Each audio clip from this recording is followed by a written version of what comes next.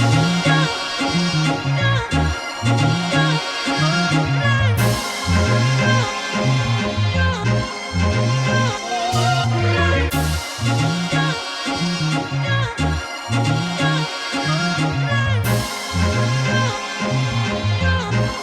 been waiting my whole life for this. I've been finding new kinds of confidence. Now I'm something of a late night alchemist. You should already know what time it is. 5, 4, 3, 2, 1. I'm gonna show you how it's done now. Turn the lights on. Turn the lights on. Turn the lights on. Turn the lights on.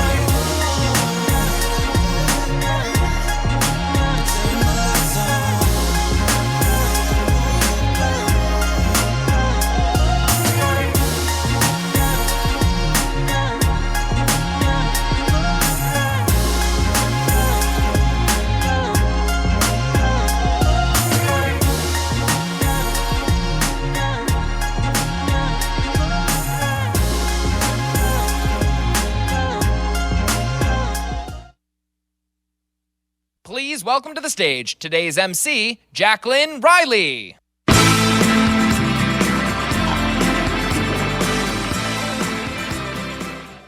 Hi, everybody. Welcome.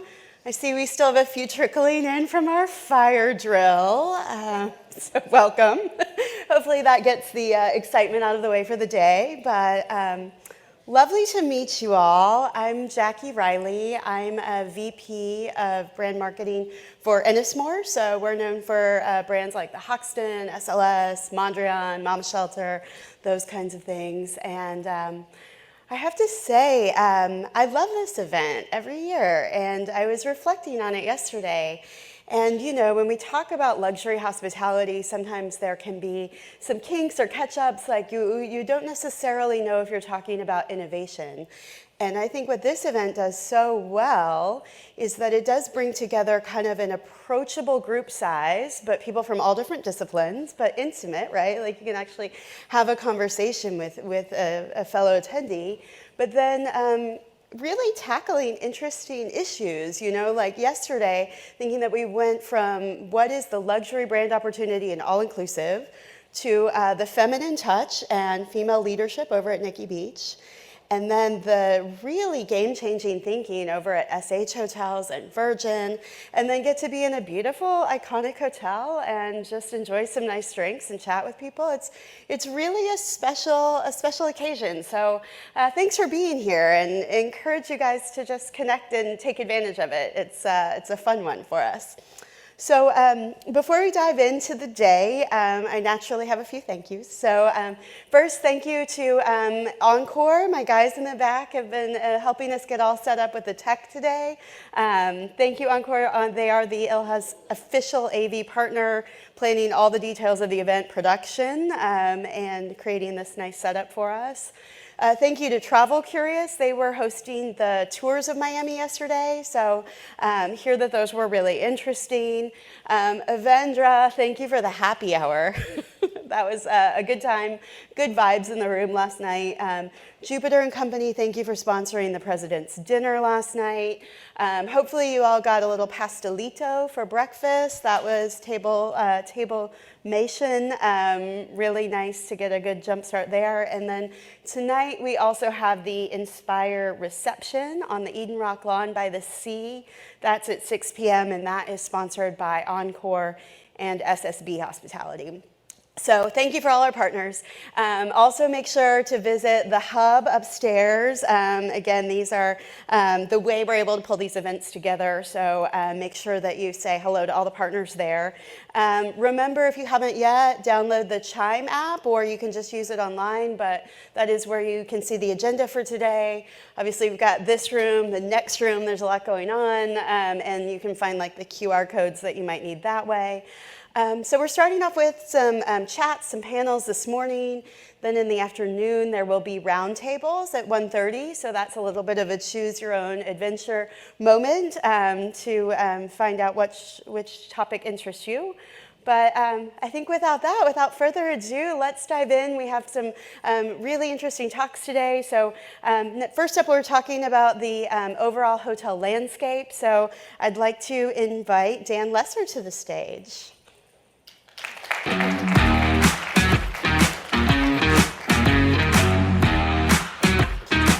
you. Good morning. Good morning. I was going to start with jumping jacks, but after the fire drill and this music and all, I guess we don't need to do that. Ooh, these lights are bright. It's kind of good. I can't see anybody. All right. I'm going to go through a slide deck that talks about I know this is a luxury conference, but we're going to talk about the hotel industry overall. Also, before I forget, Sharon and Barack, thank you for inviting me. Really appreciate the opportunity to present. It's a fairly lengthy deck. The deck's going to be available, so forgive me. I'm from New York. I speak fast, and I'm going to go through this fairly quickly. I'm a real headline sort of person. I like news headlines. I shouldn't say news because it's hard to find news these days, but event headlines. So he did tell me to hold this hard. All right, the disclaimer. Our attorneys make us put this in. Basically what it says is don't believe anything I say, don't rely on anything I say, et cetera, et cetera. All right. I always like to kind of go through the summary first because it is, again, a fairly lengthy deck that I'm going to blow right through. And just in case you fall asleep, if you just stay awake for the next few minutes, you'll get the highlights. So the bottom line is that the lodging industry remains very, very solid in terms of performance. You know, in spite of all the noise that's out there of everything else going on in the world, it really is quite remarkable. We're going to delve into details here. ADR, average daily rate, is clearly been and is anticipated to continue to be sort of the driver of growth going forward. Inflationary pressures definitely exist on the expense side. Again, we'll dive into all of this. There have been a slew of permanent hotel closings and a diminishing of new supply that are candidly tailwinds for many markets. Transaction volume has slowed dramatically, not because of liquidity issues, but rather because of a huge disconnect between bid and ask. With that as a backdrop, transaction activity is definitely anticipated to restart next year because there's a wave of debt maturities coming due where something needs to happen. And so we're going to see quite a bit of activity. And for the most part, investment dollars are targeting acquisitions as opposed to construction. Very interesting. Hotels are now perceived as a mainstream investment class. We're going to dive more into this. It's kind of remarkable. I've been doing this for a little while, and office. Who would have ever thought that office would be perceived as less desirable than hotels? And that's where we are today. There's capital coming in from all over the world, whether it's debt or equity, targeted to come into the United States, targeted to get into commercial real estate, and more specifically, hotels, and we're going to talk about some of the reasons why. I mentioned a moment ago there's a tremendous amount of debt coming due, particularly in the CMBS space, and that's going to spur a lot of transaction activity. All right, let's just talk real quickly about the U.S. economy, because after all, the economy is what drives the hotel industry, particularly from a demand perspective. I'm not an economist, so I'm not opining on the economy, but these are the headlines, right? And this is the longest predicted recession that I can ever recall, and I don't believe technically we are in a recession yet. So it is kind of amazing how it's been, 2 years now that we're going into a recession, we're in a recession, and we're not there yet. It really sort of defies logic. The table on the left clearly shows that the economy is anticipated to continue to grow, albeit at fairly modest levels, but growth nonetheless, right? I remember back in the early 90s when GDP was actually negative, right? So everything's relative in life. Speaking of relativity, Interest rates, right? Everybody hears that interest rates are high today, and yes, they are elevated today compared to 18, 24 months ago, but when you look back over a 40-year horizon, they're kind of right at the average, right? Again, everything's relative in life. Some concerns about the economy. Layoffs are happening, particularly lately in the tech sector. The interest rate environment, there's now talk that interest rates may come down. Nobody really knows. So there are quite a bit of headwinds that the economy is facing as we go on here. And then this is a recent headline where some fairly smart, sophisticated folks, Jamie Dimon, Elon Musk, I mean, they're not economists, but they're predicting a little bit of doom and gloom in the very near term. So just something to sort of consider. I would not necessarily, again, embrace this as factual because, again, we're hearing for quite some time that recession is either here or it's right around the corner. Drilling down now a little bit to the U.S. commercial real estate market, obviously hotels are part of that.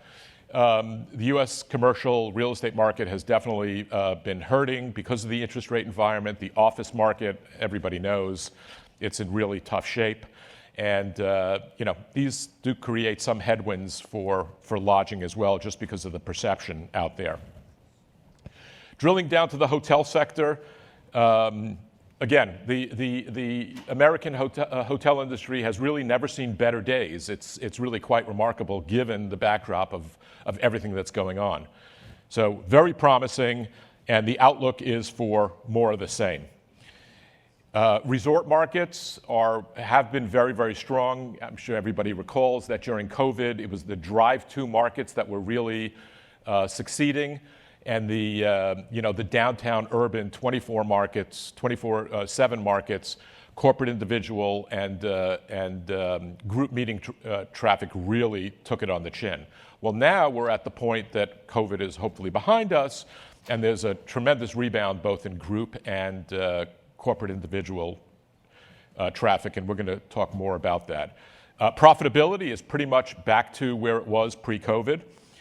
All the chain scales have rebounded very nicely, and we can see on the left-hand side that this anticipated growth, particularly in revenue per available room, RevPAR, is anticipated to continue for the near term here. There clearly are markets that are haves and have-nots, right? We generally talk about the hotel industry nationally, and there's nothing wrong with that, but the hotel business always has been, always will be a neighborhood street corner business.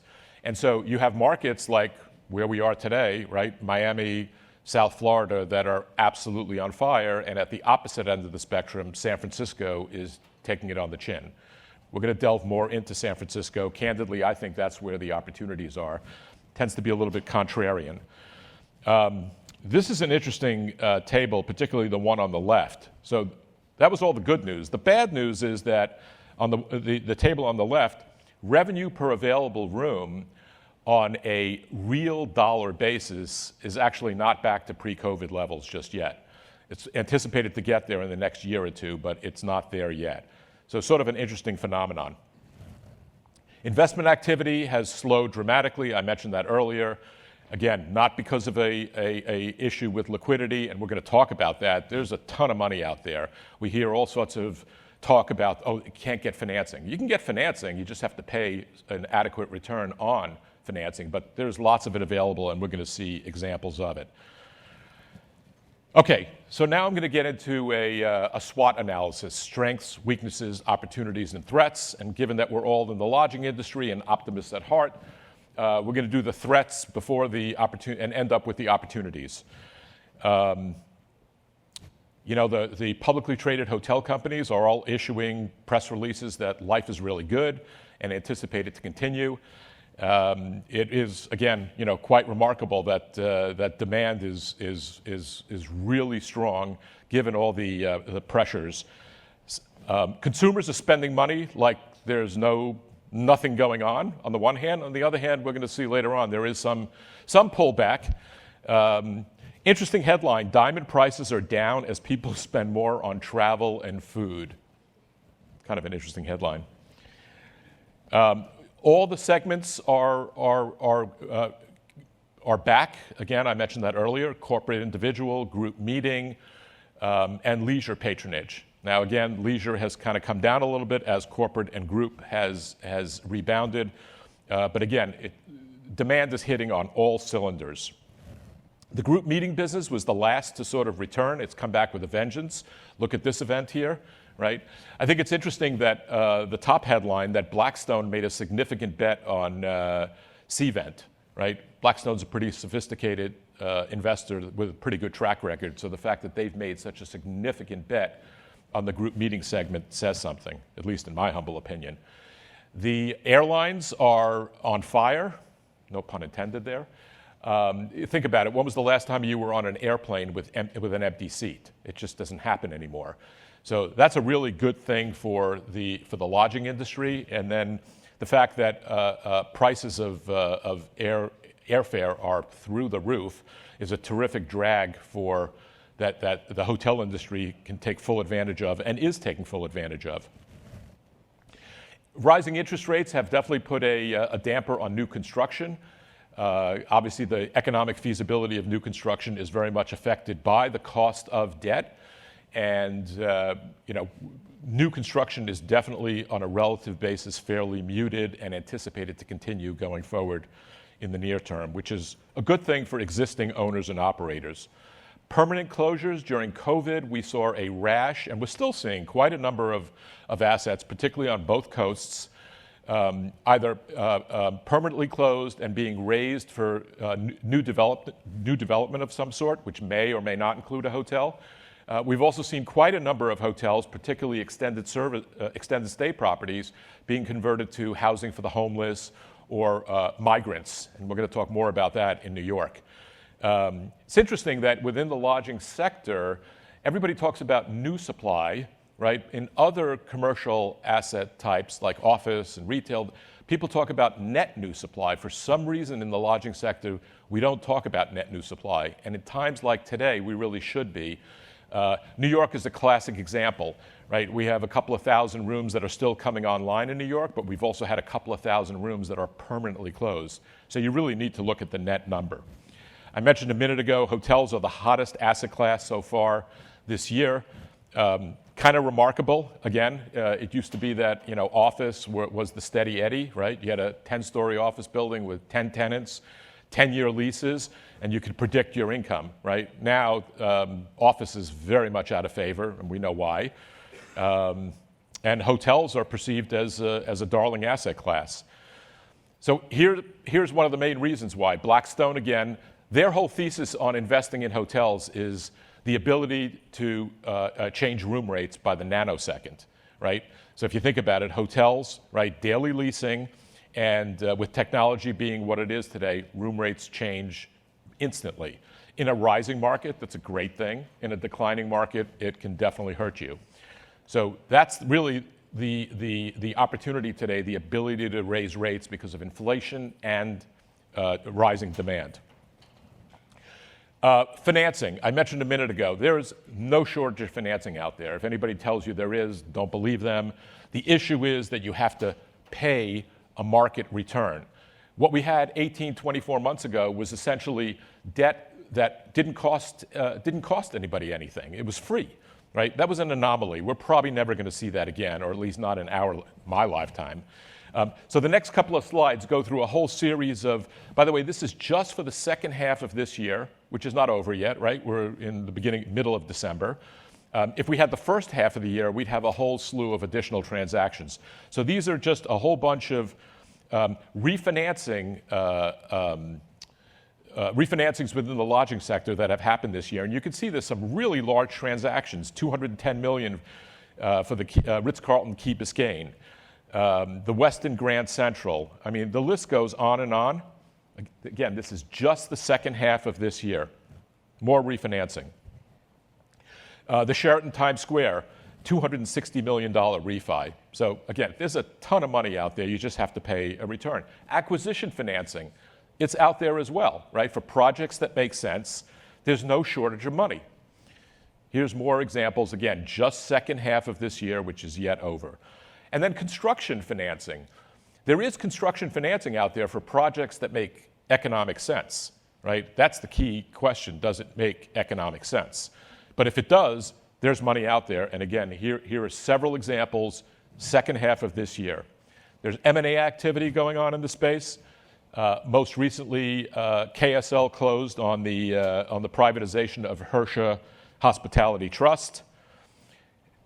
These have been announced. The First Hospitality to acquire Hostmark is closed. I'm sure everybody's aware of of Choice's attempt to take over Wyndham. It'll be very interesting to see whether that actually occurs or not. But the point is that there is transaction activity out there, and it's only going to get more robust as time goes on. Second half of this year, when we look at some of the trades, the single asset trades that have occurred, these are not portfolios, these are single assets. The Park Lanes in Manhattan, $623 million. The Park Plaza in Boston, $370 million. No shortage of trades between $100 and $200 million. $1 million per room or more, right? It used to be, it wasn't that long ago that the notion of a sale of a hotel at $1 million per room was, wow, big news. Today, it's really not such big news. It happens fairly often. And then we can see from $800,000 a key to $1 million a key, again, no shortage. When you look at some of the investors that are out there, the profile of these folks, right? This is a who's who within the lodging industry of smart, sophisticated investors, many of whom are hotel-centric, right? So that says something about their outlook for the sector going forward. Moving on to weaknesses, I mean, clearly a rising interest rate environment is not a strength, and whether interest rates are going to continue to rise or not, I don't have an opinion on that, but it's clearly causing some pressure. The U.S. consumer is feeling a little bit of pressure as well. Americans are, now that COVID is behind us, Americans this past summer have traveled overseas.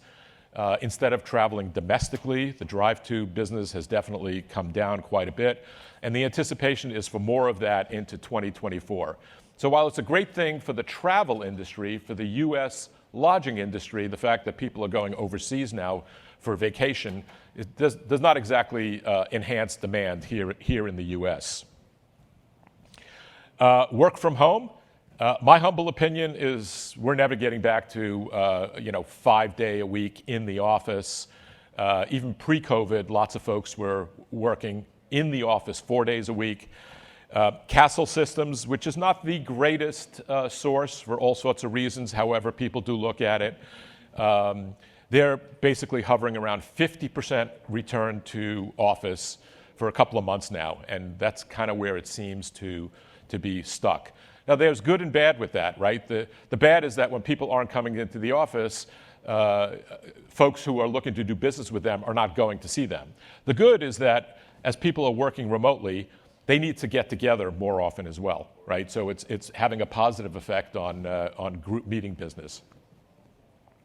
This is an interesting issue. The slide on the left is from a presentation that I did back in 21 during the depths of COVID. And we can all recall that all the major brands and brand families were pitching, cleanliness assurances to get people to feel comfortable staying in hotels. Well, on the right-hand side of this slide, we can see that cleanliness in hotels is still an issue. And I'm not going to name names, but I'm staying in a hotel that's not very clean. All right, insurance expenses. I'm sure everybody's familiar with this. Insurance expenses have gone up dramatically. This is property insurance, and it's a real challenge. As a matter of fact, here in South Florida, we've worked with some clients who just they can't renew insurance or can't get insurance, and so they're performing in terms of paying their debt service, but they're in default technically because they can't get property insurance. That's a real issue that is not going away, and I wouldn't be surprised if we see at some point the government step in and fix that up. We talked a moment ago about interest rates and the commercial real estate market being a drag. Again, hotel financing is available, but if there is more bad news coming out, which hopefully there won't be, it's not going to be an enhancement for obtaining financing. Capital expenditures during COVID, the can was kicked down the road in terms of hotels that needed renovation. There's a slew of assets throughout the United States that are in dire need of CapEx that hasn't occurred for quite some time. And we all know that the standard, 3, 4, 5% of gross room revenue being allocated to a reserve for replacement. I mean, invariably, every 10 years, when a hotel needs a major renovation, there's not enough within the reserve fund. So a check needs to be written above and beyond the reserve amount. And that's what we're faced with today. There's a lot of sponsors out there that need, because the brands are clamping down and insisting that these renovations now happen. And that's going to foster some transaction activity, because sponsors are going to, if they don't have the money, they're going to need to go find it somewheres. Another weakness is the ability to get visas to come into this country for foreigners. It's kind of mind-boggling, but the U.S. government just doesn't seem to be able to get its act together in being able to efficiently provide visas to foreigners. And there's no shortage of folks who, they want to come here, but they're like, you know what, I can't deal with it, I'm going to go somewhere else. So hopefully they're going to work that out. Crime, I mean, again, nothing new. Hotels are sort of a magnet for that. And part of that includes human trafficking, which is a major issue for the lodging industry. The AHLA has done a tremendous job in educating the sector and the world about what the hotel industry is doing to combat it, but it is still a major problem. Does anybody in this room think that we need more hotel brands? Raise your hand. Nobody does. Great, neither do I. So it is kind of remarkable that these are all new brands that have been announced just this year. Right? You go back last year and the year before. Through COVID, there were all sorts of new brands coming out. I love the headline on top, "Confused by all the Hiltons and Marriotts, us too," from the Wall Street Journal.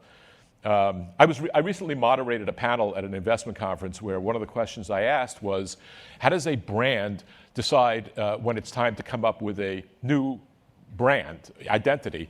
And the franchise sales gentleman said, well, when we run out of, within a defined geography, when we run out of space to plant the flag, we come up with a new brand. Doesn't make a whole lot of sense. Moving into the threat side of the equation, talk about new brands, right? We have these outsiders coming in, right? Retailers, restaurateurs, right? Who have great brands within what they do, but now they're looking to get into the lodging sector, right? Some of these have already gotten in, others are still planned. My favorite on this one is Sports Illustrated Resorts.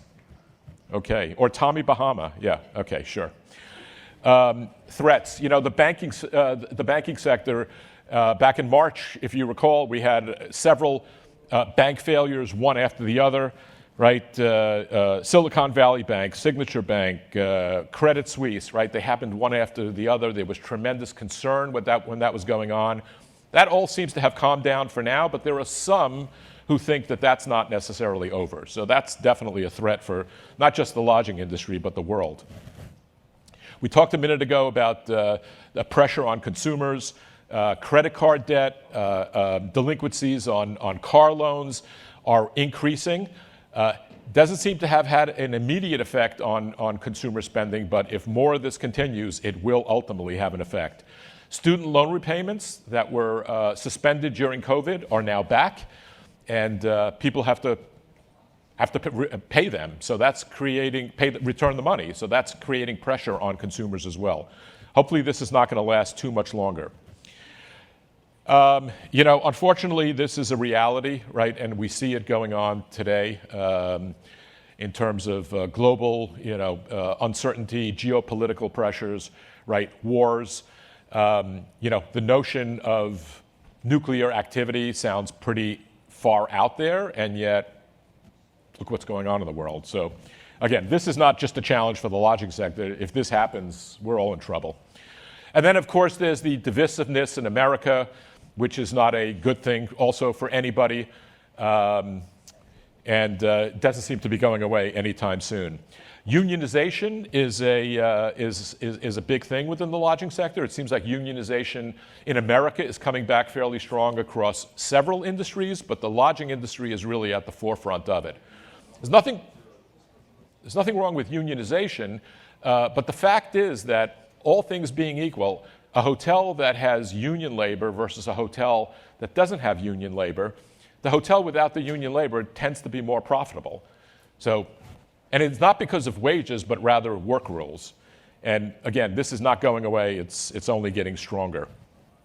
Government legislation is definitely a challenge, not just for the lodging sector, but for any franchise businesses, right? So there's a new law that was passed, the Joint Employer Standard, which basically says that every franchisor ultimately is the employer as well for all their franchisees, right? So think about McDonald's, right? They sell the identity and the brand to a franchisee who operates the business, who has employees. This new rule says that McDonald's is also their employer. This is a huge negative issue, again, for all franchising business, and obviously the hotel business is very strong in the franchise space. Other referendums that have come up that are a challenge. In LA, it was recently shot down permanently, thank goodness. There was a referendum within LA County. Every morning, every hotel within the county was going to have to report how many vacant rooms they were going to have that night. The county was going to give vouchers to homeless folks to stay in these hotels. And then the law was written such that if the hotels accommodated these folks, they were not allowed to segregate them within the hotel. So think about this. You're staying at a Four Seasons wherever, right? And there are homeless people staying next door to you, right? The referendum was shot down, but it's just kind of amazing. And then, of course, I don't know about you, but I'm very, very pleased that our current presidential administration is very focused on junk fees, because that's a really important topic. I'm being sarcastic. Okay. COVID is hopefully behind us. Although there's talk about, pandemics, not going away, and there's a threat of more of them coming down the pike. What's interesting about this slide is the Time magazine cover on the right is from May 2017. Think about that for a second. Right? I'm sure people saw that and said, oh yeah, sure. And yet it happened, right? Cyber activity is, again, not just for the lodging industry, but it is a big issue for the lodging sector. If you think about all the data and information that hotel companies house, right? And we saw in Las Vegas earlier this year, MGM and Caesars, one of them paid ransom to get back online and the other didn't. It causes major disruptions, and it's a big challenge for the sector. Climate change, I don't understand why this is a political issue. It's happening as we speak. And, Miami is sort of a classic example. Everybody wants to invest here, be here, what have you. But there are some scientists who say Miami's going to be underwater in 20 years. So I don't know. It's something to think about. Opportunities, I'm going to go through this really quickly. Very interesting, in Manhattan, the Roosevelt Hotel, big property that reached the end of its economic life. It was ripe to be torn down. And with the migrant situation in New York, the Pakistani government that owns that hotel was able to strike a deal with the city of New York, a $220 million transaction to house migrants, right? Converting hotels or part of hotels into student housing. There are all sorts of opportunities out there that hotel owners are looking to take advantage of. I mentioned before about all the money that's out there. Everybody and their uncle has started a fund. Starwood is foaming at the mouth to deploy capital. That's the good news. The bad news is that when opportunities come up, because there's so much money out there, those that have compelling stories to them will get bid up. So ultimately, you're going to have distressed transactions that don't necessarily reflect distressed pricing. I mentioned before about the wave of maturities coming up. That's going to catalyze transaction activity. Lots of first-time buyers coming into the segment. We love when they come in because that means we're definitely on an upward trajectory. People are going back to major cities, right? The major urban markets like New York, San Francisco, right? That used to be the darling markets pre-COVID, right? High barriers to entry, strong demand, and really took it on the chin during COVID. They're coming back strong. Look at New York. It's a classic example, right? Everybody thought New York was over. And today, during compression nights, if you want to stay in a limited service hotel, a Fairfield Inn, $600, $700, $800 a night, if you can get it, right? So it's quite remarkable how New York has come back. I humbly believe that San Francisco is on an upward trend, and we're going to see tremendous growth coming in San Francisco. It's going to take a long time, but I think that's where the smart money is going. Again, the hotel sector, everybody's always looking for an edge. Cannabis-friendly hotels, if you're into that. I mentioned before about converting parts of large hotels into dormitory housing for students. Electric vehicle chargers, right? It's kind of amazing when you think about it that nobody's really focused on that. Hilton just announced that they've rolled out a program now where they're installing those in thousands of their hotels. I think you're going to see more and more of that, forward thinking happening. Technology, the hotel industry has notoriously been behind the curve in terms of embracing technology. COVID really changed that, and now I think it's safe to say that they're keeping up with the curve. They're not ahead of the curve, but keeping up with it. There are all sorts of opportunities to take advantage of technology to be more efficient in the lodging space, and we're going to see more and more of that happening. Another opportunity in the sector is dealing with the OTAs, online travel agencies. It is kind of amazing back in, 2008, 9, and 10, when we went through the great financial crisis, and the notion of OTAs came around and the hotel industry embraced it, only to find out that, wait a second, what did we just do here? We gave up control of our most precious commodity, the guest, right? And so there's been this struggle in terms of getting control back and booking direct campaigns. We're going to see more and more of that going on. The Airbnb bust. Sure, everybody's heard about that. When Airbnb became a thing on a corporate level, we started staying in Airbnb properties, and some were okay, and others were like, not very nice. We won't stay in another Airbnb at this point for business purposes. Candidly, I won't even stay in one for leisure purposes. And then on top of it, cities like New York, where essentially Airbnb has been banned, they were never on a level playing field with the lodging industry to begin with, but these are all opportunities for the sector to take advantage of Airbnb sort of being muted. Luxury hotel brands are now looking to diversify. They're getting into the yacht business. They're getting into the branded residential business. And when I say branded residential, I'm not talking about hotel with residential. I'm talking about just freestanding branded residential. It's happening as we speak. We're going to see more and more of that happening. The lodging industry is getting into the glamping space. I don't really get glamping, but maybe I'm just old. Luxury buses. There are so many opportunities for hotel companies to get into. The office segment, right? If you look at One Vanderbilt in Manhattan, a brand new Class A office building that is imbibed with hotel-like services. We're going to see more and more of that, and I wouldn't be surprised if we see hotel companies getting into managing office buildings. I'm at the end here. This is a quote by Chris Nassetta, where he talks about a new golden age in travel that really bubbled up during COVID, where people realized that they love to travel. There's nothing like human contact.